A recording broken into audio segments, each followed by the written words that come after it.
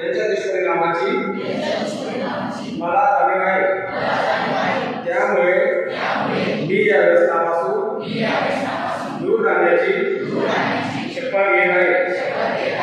माझे घर आणि माझा आजूबाजूचा परिसर हा देखील तंबाखूमुक्त करावा, यासाठी मी प्रयत्न करणार आहे. भारत सरकारच्या तंबाखू नियंत्रण कायदा माझ्या परिसरात कार्यस्थळी लागू करण्यासाठी मी तत्परतेने पुढाकार घेणार आहे. मी माझ्या वचनांचे पालन अजन्म करेल आणि माझा देश तंबाखूमुक्त करेल. जय हिंद.